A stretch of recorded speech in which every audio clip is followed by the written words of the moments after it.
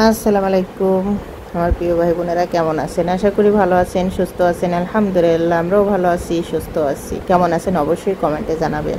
আজকে সহজ একটা রেসিপি নিয়ে আসলাম। আষাঢ়ি মাংস অনেকজন অনেক প্রকারে খেয়েছেন, একবার হলে এই প্রকারে রান্না করে দেখুন।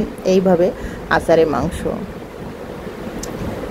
এখানে আপনারা যে কোনো মুরগির মাংস, গরুর মাংস নিতে পারেন। এখানে আমি 600 গ্রাম, মানে আধা কেজির একটু উপরে, 600 থেকে 700 গ্রাম হবে গরুর মাংস আমি এখানে ব্যবহার করেছি।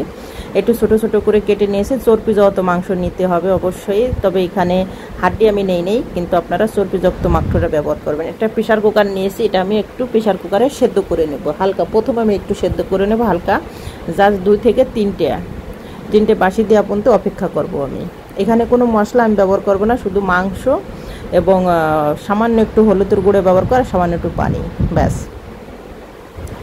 এইভাবে যদি একবার আচারের মাংসটা রান্না করে দেয়, আচার দিয়ে মাংস রান্না, তাহলে অবশ্যই দুর্দান্ত একটা টেস্ট পাবেন। আমি অনেক ফিরে রেসিপিটা ট্রাই করেছি, অনেক ফিরে আমি খেয়েছি, এই জন্য ভাবলাম আপনাদের মাঝে আমি শেয়ার করি। এখন এই দেখুন সামান্য একটু পানি দিয়েছি, এই পানিটাই কিন্তু আমি পুরোটা রান্না করবো, আর কোনো এক্সট্রা কোনো পানি আমি ব্যবহার করব না। এই দিকটা আমার মাংস সেদ্ধ হতে তাহলে থাক, আর এই দিকটা আমি এখন মশলাটা, এখানে যে মশলা আমি ব্যবহার করব সেই মশলাটা আমি এখানে, অবশ্যই মাংসটা রান্না করতে আপনারা সর্ষের তেলটা ব্যবহার করবেন, কোনো রেগুলার রান্নার তেল যেটা সোয়াবিন তেল সেটা ব্যবহার করবো না। এখানে 5 ফোড়ন আমি 1 চামচ নিয়েছি, আর কালো জিরে 1 চামচ ব্যবহার করছি, তবে হাফ চামচ করে আমি ব্যবহার করবো। 5 ফোড়ন হাফ চামচ, কালো জিরে হাফ চামচ, এটা ফোড়ন আমি দিয়ে দিলাম। আর লাস্টে অবশ্যই আপনার তরকাতে দেখতে পারবেন, লাস্টে আমি আর বাকিটা লাস্টে ব্যবহার করব। যত এই 5 ফোড়ন বা কালো জিরেটা ভাজা ভাজা হয়ে যাবে, তখন আমি দিয়ে দিলাম এখানে আদা বাটা, রসুন বাটা, পেঁয়াজ বাটা, এই 3টে জিনিস বাটায় একসাথে আমি পরিমাণ মতন আমি বেটে নিয়েছি। এখানে হয়তো এক চামচ করে সব কিছু আছে। 2 চামচ আছে পেঁয়াজ বাটা, 1 চামচ আদা বাটা, আর 1 চামচ আছে রসুন বাটা। আর এখানে আমি দিয়ে দিলাম ধনের গুঁড়া 1 চামচ, জিরের গুঁড়ো 1 চামচ, তারপরে এখানে ব্যবহার করেছি হলুদের গুঁড়ো পরিমাণ মতন, এবং মরিচের গুঁড়ো ব্যবহার করেছি 1.5 চামচ। এটা জাস্ট ঝাল, এতটুকু যতটা আপনারা ঝাল খাবেন ততটাই আপনারা ব্যবহার করবেন। মানে মাংসটা খুব সুন্দর করে আমি কষিয়ে নিয়েছি। কষাই নেওয়ার পর আমি মাংসটা দেখুন এখনও কিন্তু আমার সেদ্ধ হয় নাই। এখন মাংসটা আমি খুব সুন্দর করে দিয়ে মশলার সাথে আমি কষিয়ে নিয়ে আবার আমি প্রেশার কুকারে দিয়ে দেবো। কেন কি এটা শর্টকাট, মানে সময় বাঁচানোর জন্য এইভাবে আপনারা রান্না করে নিতে পারেন, আপনারা চুলেই কিন্তু এটা রান্না করে নিতে পারেন। এখন আমি খুব সুন্দর করে কষাই নেব, যত সময় তেলটা না ছেড়ে দেয় তত সময়ই একদম পারফেক্টলিভাবে কষিয়ে নিতে হবে।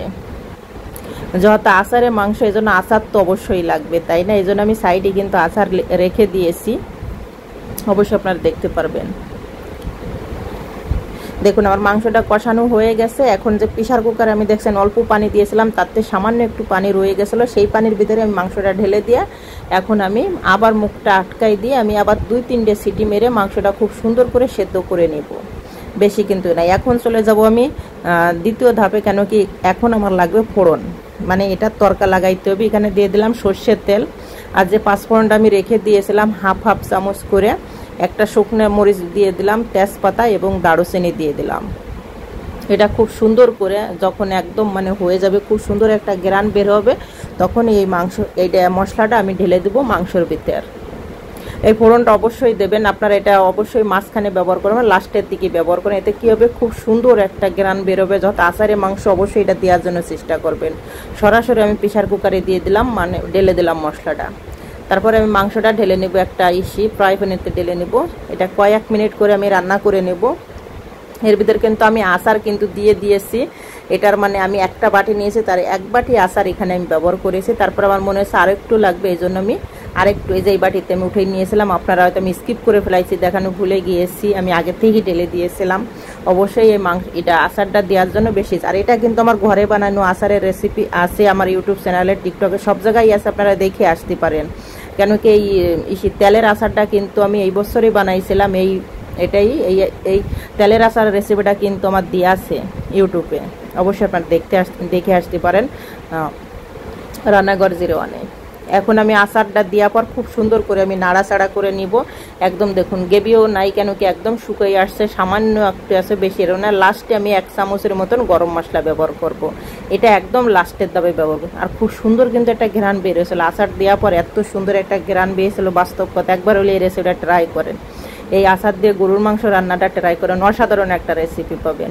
যারা কখনো এইভাবে রান্না না করছেন, একবার হলেও রান্না করেন, দুর্দান্ত টেস্ট পাবেন।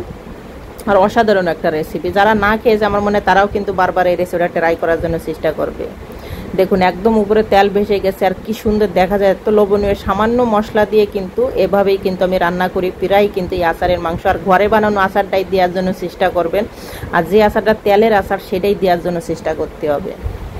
এদিকটা আমার হয়ে গেছে রান্না, এখন আমি মানে খাওয়ার ওদিকে চলে যাব। দেখুন গরম ভাতের সাথে আপনারা খেতে পারেন, তারপরে আপনারা খিচুড়ি যদি রান্না করেন, ভুনা খিচুড়ি, তার সাথেও কিন্তু এই মাংসটা দুর্দান্ত যায়। আপনারা সব কিছুর সাথে কিন্তু এটা খেতে পারেন। আচারের মাংস সব কিছুর সাথে কিন্তু যায়। আচারের মাংস কিন্তু বিভিন্ন প্রকারে রান্না করা যায়। আমি কিন্তু একদম সহজ একটা রেসিপি শেয়ার করলাম। আমি যে পথে রান্না করি আমি সেই পথেই শেয়ার করলাম। আশা করি আপনাদের রান্না করতে এবং সুবিধার জন্য খুবই ভালো হবে এবং খুব দুর্দান্ত একটা রেসিপি হবে। একবার হলে এইভাবে এই রেসিপিটা পুরোটা দেখে অবশ্যই আপনারা বাসায় ট্রাই করেন। অসাধারণ একটা রেসিপি, একদম শর্টকাটে কিন্তু আপনারা বানাই নিতে পারবেন। দেখুন কত লোভনীয় লাগছে, মানে অসাধারণ। সবাই ভালো থাকেন, সুস্থ থাকেন, আল্লাহ হাফেজ।